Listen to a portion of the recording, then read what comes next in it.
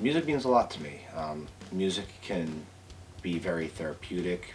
Music can be a place to, you know, voice who you are as a person. It can also be a place to lose yourself in times when, life gets you down or life's really awesome. Music's incorporated everything in my life. I mean, some people have a highly defined definition of what music is, but it's really just random notes together, and even a drum beat just by itself can be music. I don't know. Some guy in the subway on his little cans can be music. It's everything to me. I don't know. I started playing music at an early age. I wanted to join the orchestra in 5th grade or 4th grade, and I remember being there and being like in my Who t-shirt, and I just wanted to be John Entwistle. And I was like, I want to play the bass. I want to play the bass. And I didn't even really know what a bass was. I just knew I wanted to be John Entwistle. And the orchestra instructor looked at my hands and was like, you have too small a hands to play the bass. It's a really challenging instrument. And he was like, John Entwistle also plays the French horn. So I kind of got sucker punched into playing the French horn for a year in 5th grade, which me and the French horn, we didn't get along so well. But I mean, I started just for fun and just because I loved music. I mean, if you look at babies, all children love music. And I was always tapping around on any instrument, drums and stuff. I always had friends when I was kids who were older who had instruments. And I started playing bass in, 8th grade? So it took me 3 years to get over my orchestra teacher telling me I couldn't play bass. The music industry now is at a very, fork in the road for a good number of years now. And while parts of me wish that I was playing by older established rules, that, my product is not something that you can just easily get your hands on, and you really have to seek it out, and you have to go purchase it, and you have to have it. And but now I wouldn't want to live in a world where like you heard a Beatles song on the radio and you had to wait till you heard it on the radio again. Like, it's so different. It's a totally different beast, and it's gonna help kind of herd out the crowd a little bit, and the people that just are in it to make money are going to quickly realize that they're not going to make enough money to ever, make it that worth it. You really have to have passion in it. And I think you'll see in the next couple of years, you'll be left primarily with artists that are in it for the passion. I think that when someone really brings something new to the table, or something truly genuine, or that next level of talent, it doesn't matter. But the problem is what separates those people is so little. I mean, look at Pink Floyd, for example. Their imagery and what you still have to have a visual, you still have to have something. And you can go deeper than just being the image of the person.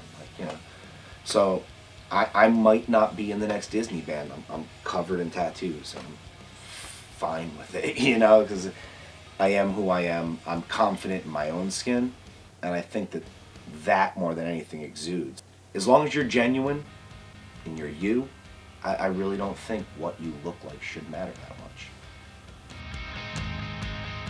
Matchbook Romance escalated touring very quickly.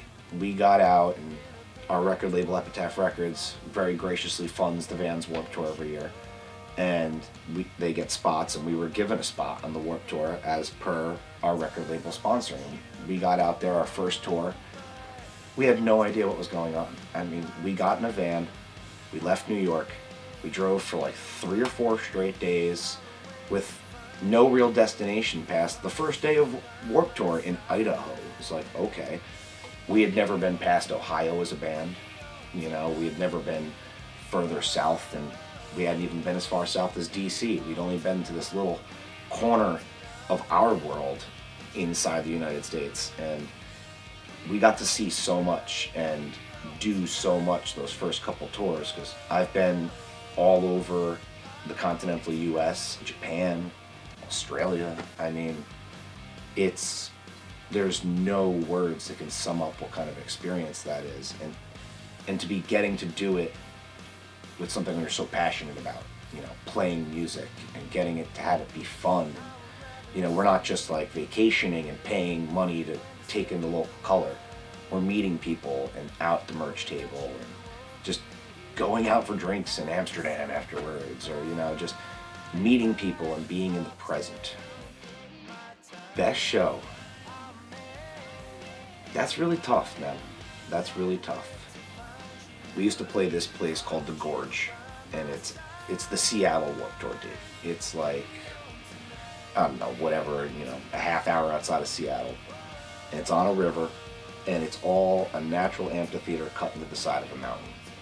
And we got to play probably in the most beautiful of conditions, you know. Warped Tour, you hear people talking about these brutal heat days, and it can be bad, you know. You'll be in Texas and it'll be 1,000,000% humidity, and it'll be 1,000 degrees, and like, you know, you're up there trying to play. But up in Seattle, it was a lot cooler, and it was just the right time of day. The sun was setting over a river while I'm looking over thousands of people playing. And that was just surreal. It was just a fabulous experience, and it was just something very unique. It was, you know, one of the more epic sunsets of my life, rolling in all yellows and oranges and purples and stuff. But club show, man, it would have to be at the Chance. It would have to be at the Chance. Maybe like our first time we headlined the Chance as Matchbook Romance. The sense of pride of coming home knowing that we are a staple in the music scene and the community, and that people respect us and people are aspiring to be us in our hometown, and then to get to be that proud band who headlines, you know, the premier music venue in the Hudson Valley, the, you know, historic place. It was a great sense of pride to come home to do that.